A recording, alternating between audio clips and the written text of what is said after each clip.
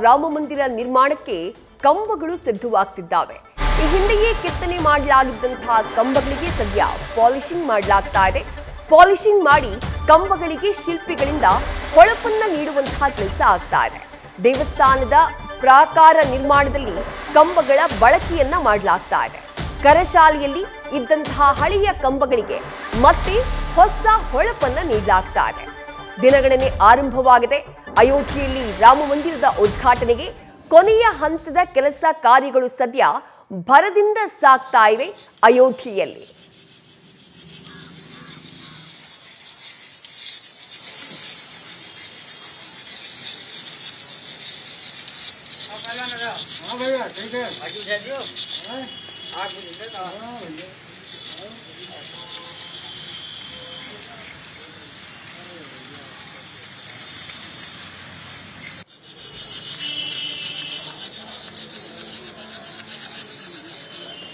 ಕರಶಾಲೆಯಲ್ಲಿ ಹೊಳಪನ್ನ ಪಡ್ಕೊಳ್ತಾ ಇರುವಂತಹ ಕಂಬಗಳ ವಿಶೇಷತೆಯ ಬಗ್ಗೆ ನಮ್ಮ ಪ್ರತಿನಿಧಿ ಚಂದ್ರಮೋಹನ್ ಗ್ರೌಂಡ್ ರಿಪೋರ್ಟ್ ಕೊಟ್ಟಿದ್ದಾರೆ. ಬನ್ನಿ ನೋಡೋಣ. ನಾವೀಗ ಅಯೋಧ್ಯೆಯ ಕರಶಾಲೆಯಲ್ಲಿದ್ದೇವೆ. ಕರಶಾಲೆ ಅಂತ ಅಂದ್ರೆ ಅಯೋಧ್ಯೆಯ ರಾಮ ಮಂದಿರ ನಿರ್ಮಾಣಕ್ಕೆ ಬೇಕಾದಂತಹ ಕಲ್ಲುಗಳನ್ನ ಕೆತ್ತನೆ ಮಾಡುವ ಸ್ಥಳ. ಮುಖ್ಯವಾಗಿ 1990ರಿಂದಲೂ ಕೂಡ ದೇಶದ ಬೇರೆ ಬೇರೆ ಭಾಗಗಳಿಂದ ಜನ ಅಯೋಧ್ಯೆಯಲ್ಲಿ ಭವ್ಯ ರಾಮ ಮಂದಿರ ನಿರ್ಮಾಣಕ್ಕಾಗಿ ಕಲ್ಲುಗಳನ್ನ ಇಟ್ಟಿಗೆಗಳನ್ನ ನೀಡಿದ್ರು. ವಿಶ್ವ ಹಿಂದೂ ಪರಿಷತ್ ಕೂಡ ದೇಶದ ಎಲ್ಲಾ ಜನರು ಕೂಡ ತಮ್ಮ ತಮ್ಮ ಮನೆಗಳಿಂದ ಒಂದೊಂದು ಇಟ್ಟಿಗೆಯನ್ನ ಅಯೋಧ್ಯೆಯ ರಾಮ ಮಂದಿರ ನಿರ್ಮಾಣಕ್ಕಾಗಿ ನೀಡಿ ಅನ್ನೋ ಮನವಿಯನ್ನ ಮಾಡಿತ್ತು. ಆ ಮನವಿಗೆ ಹೋಗಟ್ಟೆ ದೇಶದ ರಾಮ ಭಕ್ತರು ತಮ್ಮ ತಮ್ಮ ಮನೆಗಳಿಂದ ಗ್ರಾಮಗಳಿಂದ ಇಟ್ಟಿಗೆ ಕಲ್ಲುಗಳನ್ನ ಅಯೋಧ್ಯೆಗೆ ಕಳಿಸಿದ್ರು. ಆ ಇಟ್ಟಿಗೆ ಕಲ್ಲುಗಳೆಲ್ಲವನ್ನು ಕೂಡ ಈ ಕರಶಾಲೆಯಲ್ಲಿ ಇಡಲಾಗಿತ್ತು. ಮುಖ್ಯವಾಗಿ ರಾಜಸ್ಥಾನದಿಂದ 1990ರ ಸಮಯದಲ್ಲೇ ಕಲ್ಲುಗಳನ್ನು ಕೂಡ ತರಲಾಗಿತ್ತು. ಆ ಕಲ್ಲುಗಳೆಲ್ಲವನ್ನು ಕೂಡ ಕೆತ್ತಲಾಗಿತ್ತು. ಇಲ್ಲಿ ತಾವು ನೋಡಬಹುದು ಕಲ್ಲುಗಳಿಂದ ಕಂಬಗಳನ್ನ ಕೆತ್ತಲಾಗಿದೆ. ಈ ಕಂಬಗಳನ್ನ ಈಗ ರಾಮ ಮಂದಿರ ನಿರ್ಮಾಣದಲ್ಲಿ ಬಳಸಿಕೊಳ್ಳಲಾಗ್ತಾ ಇದೆ. ಮುಖ್ಯವಾಗಿ ಈಗ ಈ ಕಂಬಗಳ ಪಾಲಿಶಿಂಗ್ ಮಾಡುವಂತ ಕೆಲಸವನ್ನ ಶಿಲ್ಪಿಗಳು ಮಾಡ್ತಾ ಇದ್ದಾರೆ. ಈ ಹಿಂದೆನೆ ಕೆತ್ತಿದಂತ ಕಂಬಗಳಾಗಿದ್ರಿಂದಾಗಿ ಒಂದ್ ಸ್ವಲ್ಪ ಹೊಳಪನ್ನ ಕಳ್ಕೊಂಡಿದ್ವು.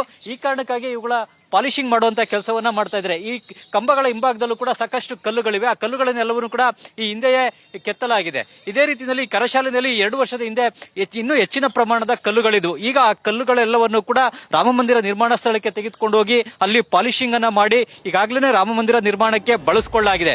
ಈಗ ಇನ್ನೂ ಸ್ವಲ್ಪ ಪ್ರಮಾಣದ ಕಲ್ಲುಗಳು ಇಲ್ಲಿ ಕೂಡ ಉಳಿದಿವೆ. ಇಲ್ಲಿ ತಾವು ನೋಡಬಹುದು ಕಲ್ಲು ಕಂಬಗಳನ್ನ ಉದ್ದಕ್ಕೂ ಕೂಡ ನಿಲ್ಲಿಸಲಾಗಿದೆ. ಈ ಕಂಬಗಳೆಲ್ಲವನ್ನು ಕೂಡ ಈಗ ಮುಂದಿನ ದಿನಗಳಲ್ಲಿ ದೇವಸ್ಥಾನದ ಪ್ರಾಕಾರ ನಿರ್ಮಾಣ ಬಳಸಿಕೊಳ್ಳಲಾಗುತ್ತೆ. ಮುಖ್ಯವಾಗಿ ರಾಮ ಮಂದಿರದ 4 ದಿಕ್ಕಿನಲ್ಲೂ ಕೂಡ ಪ್ರಾಕಾರವನ್ನು ನಿರ್ಮಾಣ ಮಾಡಲಾಗುತ್ತೆ.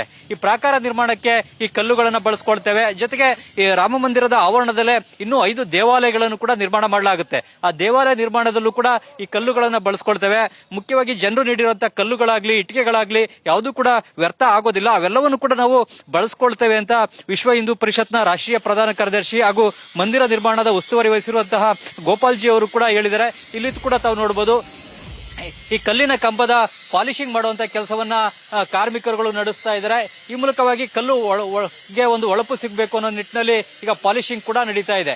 ಈ ಪಾಲಿಶಿಂಗ್ ಮುಗಿದ ಬಳಿಕ ಈ ಕಲ್ಲನ್ನ ರಾಮ ಜನ್ಮಭೂಮಿಗೆ ತೆಗೆದುಕೊಂಡೋಗಿ ಮಂದಿರ ನಿರ್ಮಾಣದಲ್ಲಿ ಬಳಸಿಕೊಳ್ಳಲಾಗುತ್ತೆ.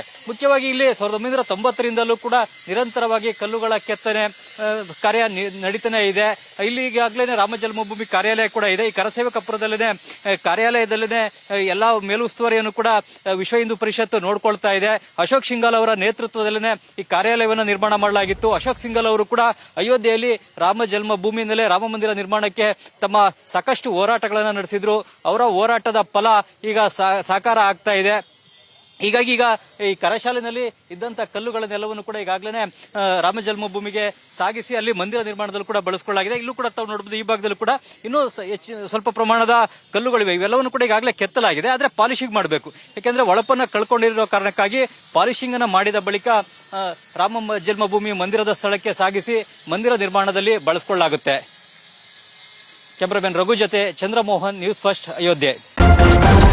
ನ್ಯೂಸ್ ಫಸ್ಟ್ ನಿರ್ಭೀತಿಯಿಂದ ನಿಮ್ಮ ಪರವಾಗಿ.